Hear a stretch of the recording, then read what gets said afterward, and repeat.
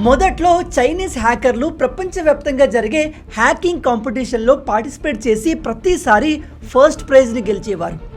కానీ సడన్గా 2017 తర్వాత ఈ హ్యాకింగ్ కాంపిటీషన్స్కి చైనా హ్యాకర్లు అటెండ్ అవ్వడం ఆపేశారు. ప్రతిసారి ఈ కాంపిటీషన్లో టాప్లో ఉండే చైనా టీమ్స్ రాకపోవడంతో మొదట్లో కొంతమందికి అసలు వీళ్ళతో ఏం జరిగింది, చైనా ప్రభుత్వం వీళ్ళను ఏం చేసింది అని అనుమానం కలిగింది. కానీ 2019లో అసలైన రీజన్ బయటకు వచ్చింది. చైనా ప్రభుత్వం ఈ హ్యాకర్లతో ఒక అతిపెద్ద సైబర్ ఆర్మీని తయారు చేసింది. అలాగే వాళ్ళ లాంగ్ టర్మ్ ప్లాన్స్ తెలిసి ప్రపంచమే ఒక్కసారిగా షాక్ అయింది. మార్చి 2017 సమయంలో చైనా నుంచి ఒక హ్యాకర్ల గ్రూప్ కెనడాలోని వాంకూవర్కి చేరింది. ఇక్కడ వాళ్ళ టార్గెట్ ప్రపంచవ్యాప్తంగా ఎక్కువగా యూజ్ చేసే మొబైల్స్లో ఇతర డివైస్లలో ఉన్న ఫ్లాస్ని, లూప్ హోల్స్ని ఫైండ్ అవుట్ చేయడం. వీళ్ళు హ్యాక్ చేయాల్సింది గూగుల్ క్రోమ్ బ్రౌజర్ని, మైక్రోసాఫ్ట్ విండోస్ని అండ్ యాపిల్ ఐఓఎస్ని. ఈ మూడిట్లో ఉన్న డిఫెక్ట్స్ని, ఫ్లాస్ని ఈ హ్యాకర్లు ఫైండ్ అవుట్ చేయాలి. చైనా నుంచి వచ్చిన ఈ గ్రూప్ ఏదో ఇల్లీగల్గా ఈ పని చేయడానికి కెనడాకి రాలేదు. వాళ్ళు అఫీషియల్గా కెనడాలో కండక్ట్ చేస్తున్న హ్యాకింగ్ కాంపిటీషన్లో పార్టిసిపేట్ చేయడానికి వచ్చారు. ఈ కాంపిటీషన్ పేరు పాన్ టు ఓన్. అయితే ఇది ప్రపంచంలోనే one of the biggest hacking competition. ఇందులో హ్యాకర్లు పెద్ద పెద్ద కంపెనీల సాఫ్ట్వేర్స్ని హ్యాక్ చేసి వాటిలో ఉన్న సెక్యూరిటీ ఫ్లాస్ని, లూప్ హోల్స్ని ఫైండ్ అవుట్ చేస్తారు. దానికి బదులుగా వీళ్లకు క్యాష్ ప్రైజ్ని ఇస్తారు. ఈ కాంపిటీషన్లో $150,000 నుంచి $1 మిలియన్ వరకు ప్రైజ్ మనీ ఉంటుంది. ఎవరైతే ఈ పెద్ద కంపెనీస్ల సాఫ్ట్వేర్లో ఎవరు ఫైండ్ అవుట్ చేయని ఇంపార్టెంట్ లూప్ హోల్స్ని ఫైండ్ అవుట్ చేస్తారో వాళ్లకు పెద్ద క్యాష్ ప్రైజ్ మనీని కూడా ఇస్తారు. దీన్ని 0 డే వల్నరబిలిటీ అంటారు. ఎప్పుడైతే హ్యాకర్లు ఈ సాఫ్ట్వేర్కి చెందిన ఫ్లాస్ని ఐడెంటిఫై చేస్తారో వాళ్ళు డైరెక్ట్గా ఆ సాఫ్ట్వేర్ పేరెంట్ కంపెనీకి ఇన్ఫార్మ్ చేయాలి. ఉదాహరణకి గూగుల్ క్రోమ్లో ఏదైనా లూప్ హోల్ దొరికితే ఆ విషయాన్ని డైరెక్ట్గా గూగుల్కి చెప్పాలి. అలాగే మైక్రోసాఫ్ట్, యాపిల్ కంపెనీతో కూడా అలాగే చేయాలి. దాని ద్వారా ఆ కంపెనీలు వాళ్ళ సాఫ్ట్వేర్స్లో ఉన్న లూప్ హోల్స్ని రెక్టిఫై చేసి కొత్త అప్డేట్స్ని రిలీజ్ చేస్తారు. ఇలా ఫ్లాస్ని ఫైండ్ అవుట్ చేసిన హ్యాకర్లకు లక్షలు, కొన్నిసార్లు కోట్లు పే చేస్తారు. ఓవరాల్గా ఇది ఒక ఎథికల్ హ్యాకింగ్ కాంపిటీషన్ లాంటిది. అంటే ఈ హ్యాకింగ్ ద్వారా సామాన్య ప్రజలకి, కంపెనీలకు ఎటువంటి థ్రెట్ ఉండదు. వీటి వల్ల ఆ కంపెనీలు మరింత స్ట్రాంగ్ అవుతాయి. ఇలా అనేక సంవత్సరాల పాటు చైనాకు చెందిన హ్యాకర్లు అన్ని హ్యాకింగ్ కాంపిటీషన్స్లో టాప్లో ఉండేవారు. కానీ 2017 తర్వాత ఒక్కసారిగా మొత్తం మారిపోయింది. ప్రతిసారి హ్యాకింగ్ కాంపిటీషన్లో టాప్ ప్లేస్లో ఉంటూ ఎంతో ఫేమస్ అయిన చైనీస్ హ్యాకర్లు కనబడకుండా పోయారు.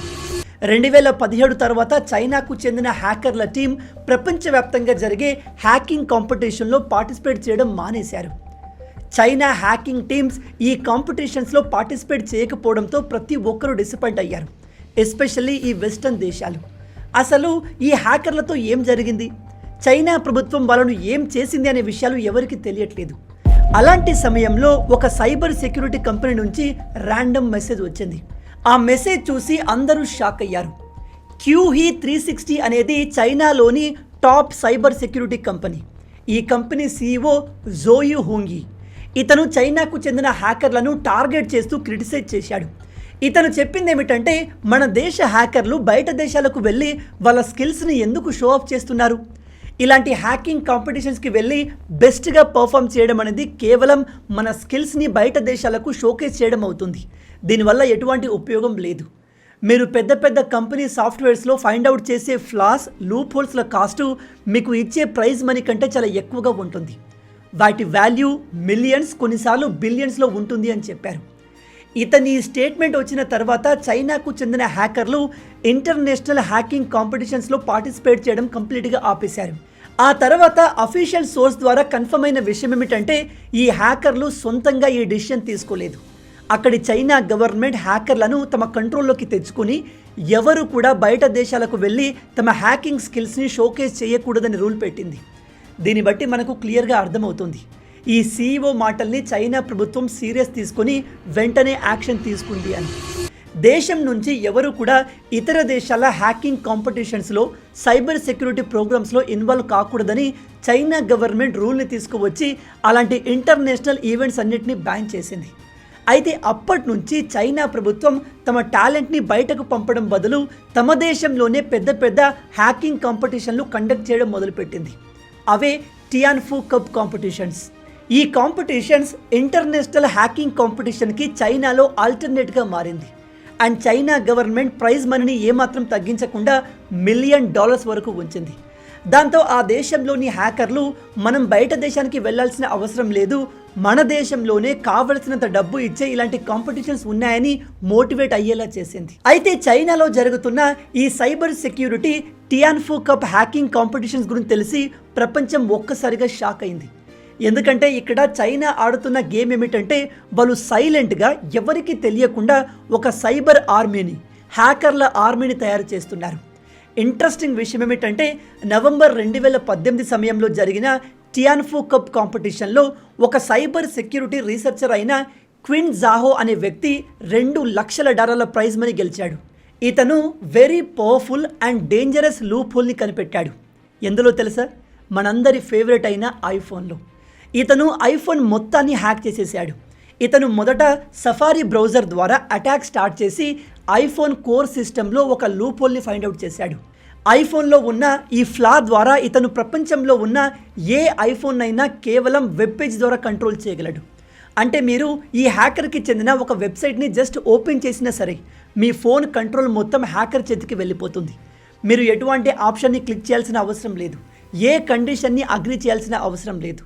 మీరు ఒక వెబ్ పేజ్కి వెళ్ళారంటే చాలు మీ ఫోన్ కంట్రోల్ మొత్తం హ్యాకర్ చేతికి వెళ్ళిపోతుంది. షాకింగ్ విషయం ఏమిటంటే మీ ఫోన్ హ్యాక్ అయిందనే విషయం మీకు కూడా తెలియదు.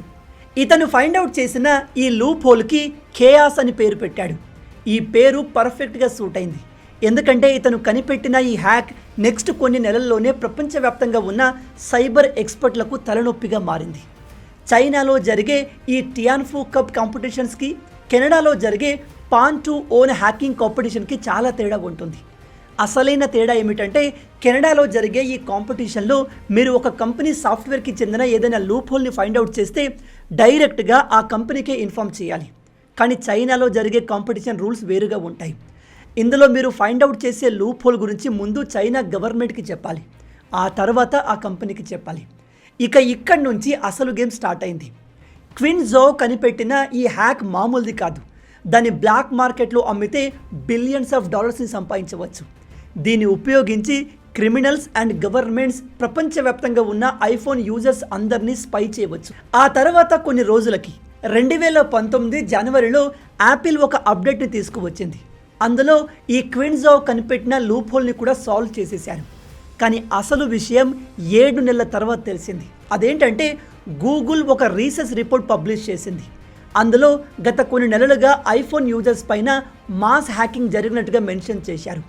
ఈ గూగుల్ యాపిల్లో ఉన్న 5 లూప్ హోల్స్ని లిస్ట్ అవుట్ చేసి వాటిని ఉపయోగించే యాపిల్ యూజర్స్ పైన మాస్ లెవెల్లో స్పైయింగ్ జరిగినట్టుగా చెప్పింది. షాకింగ్లీ ఈ 5 లూప్ హోల్స్లో క్విన్ జో కనిపెట్టిన లూప్ హోల్ కూడా ఉంది. అంటే ఇతను కనిపెట్టిన ఆ లూప్ హోల్ని ఉపయోగించి ఐఫోన్ యూజర్స్ పైన మాస్ సైబర్ అటాక్స్ చేశారు. అయితే గూగుల్ ఇక్కడ ఏ యూజర్స్ పైన అటాక్ జరిగింది, ఇదంతా ఎవరు చేయించారు అనే విషయాన్ని రివీల్ చేయలేదు.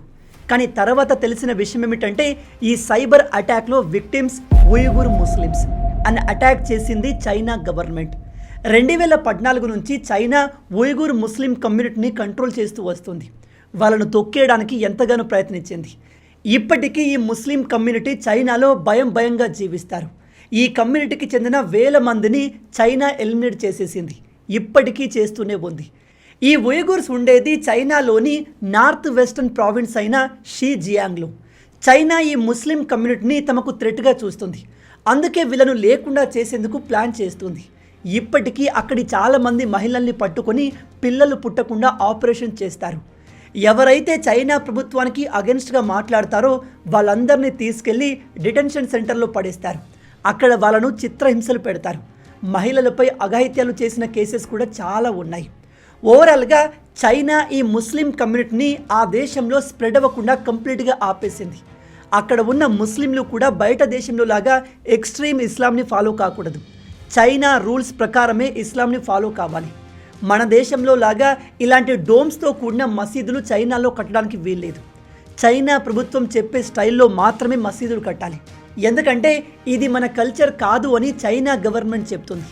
పాత స్టైల్లో కట్టిన అనేక మసీదులను కూల్చేసి చైనా ప్రభుత్వం వాటి ప్లేస్లో బాత్రూమ్స్ని కట్టిన సందర్భాలు కూడా చాలా ఉన్నాయి. ఇక్కడ చైనా మెసేజ్ చాలా క్లియర్. వాళ్ళ కల్చర్ని కాపాడుకోవడానికి వాళ్ళు ఈ కమ్యూనిటీ మొత్తాన్ని బలి తీసుకుంటున్నారు. అయితే ఈ ఉయిగుర్ ముస్లిమ్స్ని 24/7 స్పై చేయడానికి క్విన్జావో కనిపెట్టిన హ్యాక్ని చైనా గవర్నమెంట్ యూజ్ చేసింది. చైనా ఈ ముస్లిం కమ్యూనిటీ పైన ఎంత స్ట్రిక్ట్గా ఉండేది అంటే వాళ్ళ ఫోన్లలో వాళ్ళ మతానికి సంబంధించిన కంటెంట్ ఉన్నా వెంటనే వాళ్ళను అరెస్ట్ చేసి చితకబాదేది. దీనికి చైనీస్ అఫీషియల్స్ ఇచ్చే ఎక్స్ప్లెనేషన్ ఏమిటంటే, మేము ఇదంతా మా దేశంలో ఉగ్రవాదం పెరగకుండా, ఎక్స్ట్రీమిజం పెరగకుండా తీసుకునే ప్రికాషనరీ మెజర్స్ అని చెప్తున్నారు. చైనా తమ సైబర్ ఆర్మీని కేవలం ముస్లిం కమ్యూనిటీని మానిటర్ చేయడానికే కాదు, ఆ దేశంలో ఉన్న జర్నలిస్టులు, ఇతర యాక్టివిస్టులను కూడా స్పై చేయడానికి యూజ్ చేసింది.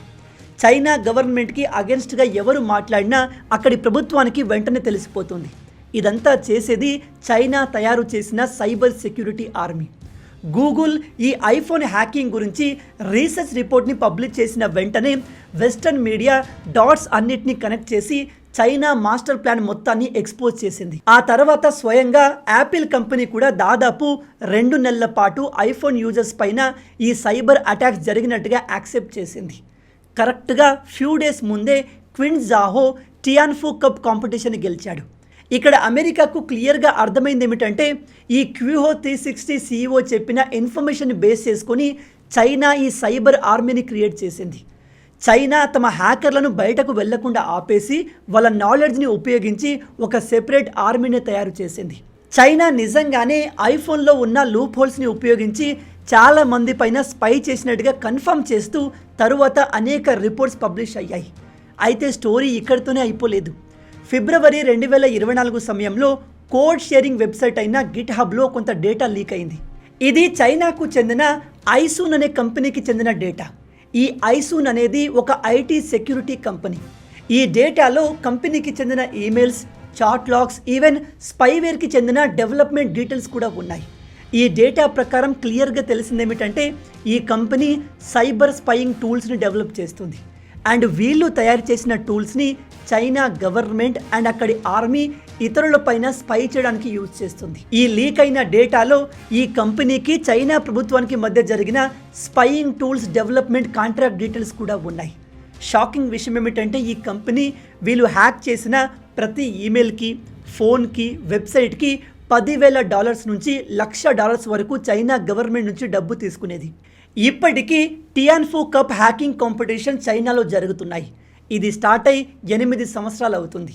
ఈ మొత్తం ఈవెంట్ని స్పాన్సర్ చేసేది అక్కడి చైనా గవర్నమెంట్ అండ్ ఆ దేశంలోని పెద్ద పెద్ద కంపెనీలు. ఉదాహరణకి టాప్సెక్, అలీబాబా, క్యూహో 360 లాంటివి. మొత్తంగా చైనా తమ దేశంలోని ఇలాంటి హ్యాకర్లకు ట్రైనింగ్ ఇచ్చి ఎంకరేజ్మెంట్ ఇస్తూ సైబర్ వెపన్స్ని క్రియేట్ చేస్తుంది. ఒక అతిపెద్ద సైబర్ ఆర్మీని క్రియేట్ చేస్తుంది. ఈ కాలంలో యుద్ధం అనేది కేవలం గ్రౌండ్లో పోరాడేది కాదు, ఇలా ఇంటర్నెట్ వార్ఫేర్ కూడా జరుగుతుంది. ఒకసారి ఇమాజిన్ చేయండి, ఒక దేశం పైన ఇలా ఫిజికల్గా దాడి చేయడం కంటే ఆ దేశంలో ఉన్న ఇంటర్నెట్ మొత్తాన్ని షట్ డౌన్ చేయగలిగితే 10-20 రెట్లు ఎక్కువగా ఆ దేశాన్ని డిస్ట్రాయ్ చేయవచ్చు. జస్ట్ ఇమాజిన్ చేయండి, మన దేశంలోని వెబ్సైట్స్ అన్నీ ఒక్కసారిగా హ్యాక్ అయిపోయి ఇంటర్నెట్ షట్ డౌన్ అయిపోతే మన పరిస్థితి ఏంటి? ఇప్పుడు చైనా విషయంలో మనకంటే ఎక్కువగా కన్సర్న్గా ఉంది అమెరికా. ఎందుకంటే ప్రజెంట్ అసలైన యుద్ధం జరుగుతుంది అమెరికాకు చైనాకు మధ్య. చైనా అమెరికా పైన ఈ విధమైన సైబర్ దాడులు రెగ్యులర్గా చేస్తూ ఉంటుంది. కొన్నిటిని అమెరికా ఐడెంటిఫై చేస్తుంది, చాలా వాటిని అమెరికా గుర్తించలేదు కూడా. అమెరికాకు తెలియకుండానే చైనా తమకు కావాల్సిన ఇన్ఫర్మేషన్ మొత్తాన్ని తెలుసుకుంటుంది.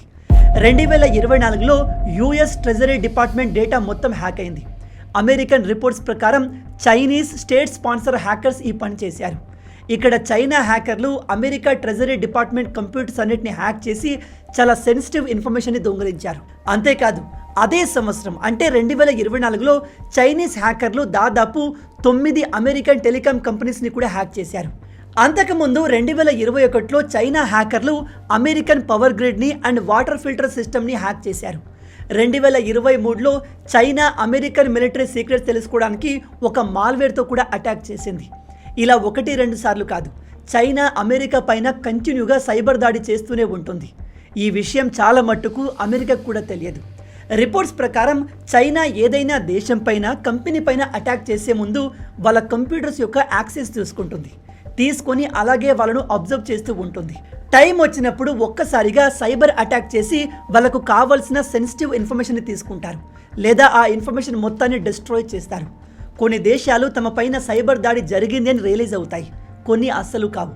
ఎందుకంటే ఈ సైబర్ హ్యాకింగ్ అటాక్లు ఎలా ఉంటాయి అంటే అది మన పైన జరిగిందనే విషయం కూడా మనకు తెలియదు. ఇప్పుడు మీ చేతిలో ఉన్న ఫోన్ని ఎవరైనా మీకు తెలియకుండా యాక్సెస్ చేస్తుండవచ్చు, మీ డేటా మొత్తాన్ని మానిటర్ చేస్తూ ఉండవచ్చు. ఆ విషయం మనకు తెలియదు. ఇఫ్ మన దగ్గర హ్యాకింగ్కి సంబంధించిన కొద్ది నాలెడ్జ్ ఉంటేనే ఆ విషయం మనకు అర్థమవుతుంది.